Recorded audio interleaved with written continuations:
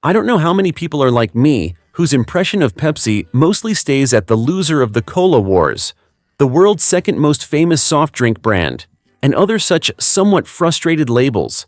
But if we broaden our perspective, we'll discover that this company, which has always stood among the global Fortune 100, is composed of 63 famous brands, 23 of which each earn over $1 billion annually, and has total revenue close to tens of billions USD, with a stock market value exceeding $200 billion USD, a true superfood empire. And it is far more closely tied to our lives than we think. But to fully tell the story of how Pepsi sailed through the business world, fighting through the waves and conquering the seas is far too enormous a topic. So in this episode, we'll talk only about its beverages and present them one by one. Without further ado, let's begin.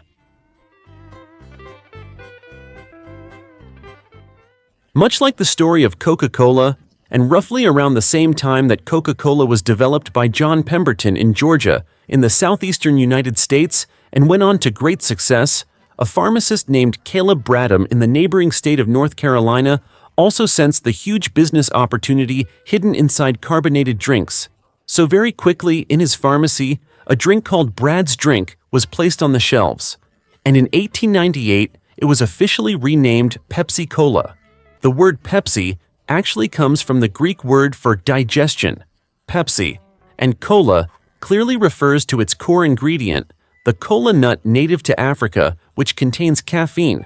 So the actual meaning of the name Pepsi-Cola is a cola nut-based drink that aids digestion.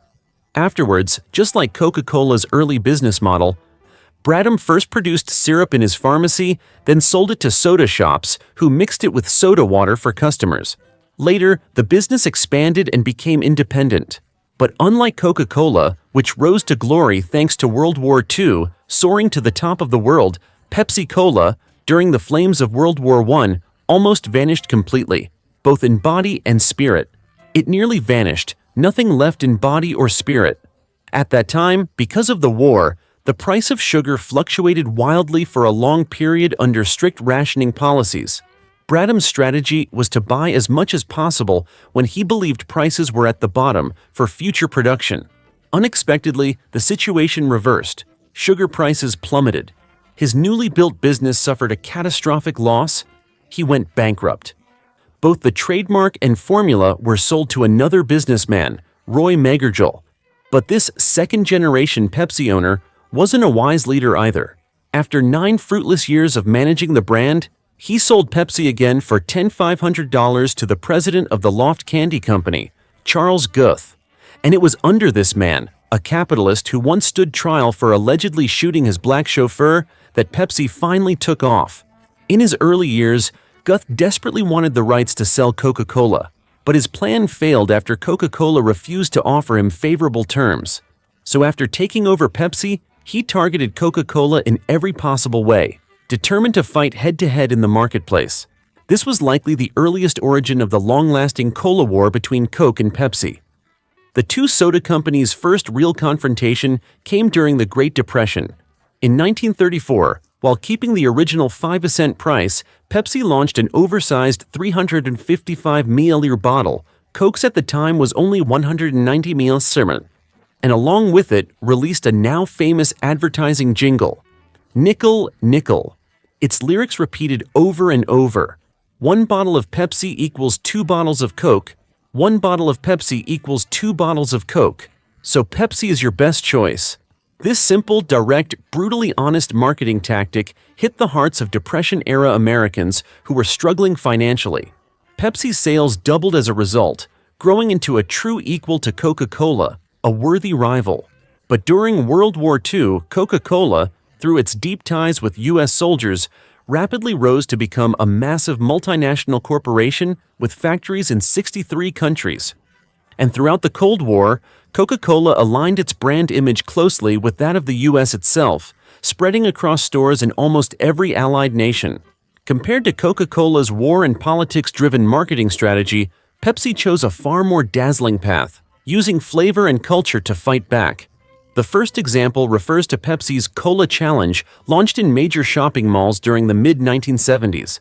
They randomly invited passers-by to participate in blind taste tests to determine which tasted better, Pepsi or Coke, and it's said that because Pepsi's formula had a sweeter and smoother taste, it easily won over the majority of participants. On the cultural side, the contrast was even more obvious. From the 1960s to the early 2000s, Coca-Cola's ad spokesperson was America's dad, comedian Bill Cosby, who was later exposed as a disgusting, shameless predator. His crimes, including sexual assault, were not revealed to the public until this century. Meanwhile, the underdog Pepsi, during the same period, chose the undisputed king of pop, Michael Jackson, and paid a jaw-dropping $5 million for the endorsement in the 1980s. But that money was absolutely worth it. Jackson later filmed multiple legendary commercials that became part of advertising history, and throughout his global tours at the height of his career, Pepsi was always one of the key sponsors and part of the show elements. This strategy of signing top-tier superstars remained Pepsi's trademark for a long time afterward. After Jackson, the music world saw Madonna, Christina Aguilera, Britney Spears, and more.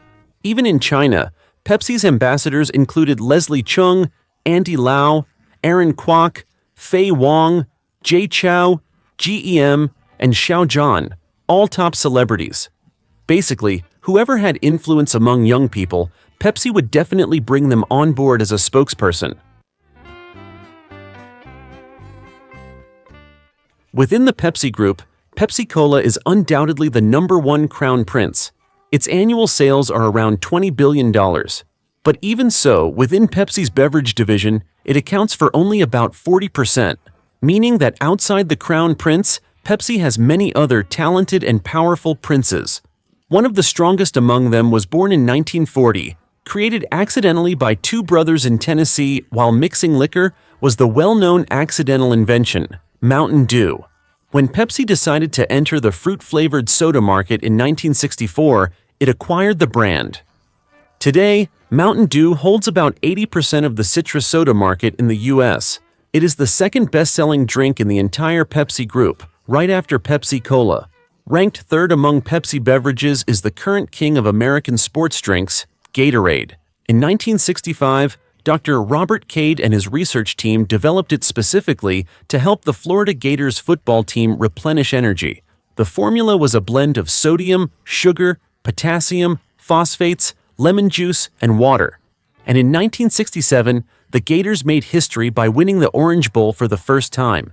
Gatorade was credited as a key contributor. Even the losing team, Georgia Tech's coach, said after the game, "We didn't have Gatorade, that's why we lost." Later, even Michael Jordan at his peak in the 90s was one of Gatorade's most loyal fans. That alone shows its power. Outside the top three, two Pepsi-developed drinks must be mentioned. First is the diet soda Pepsi launched back in the 1960s.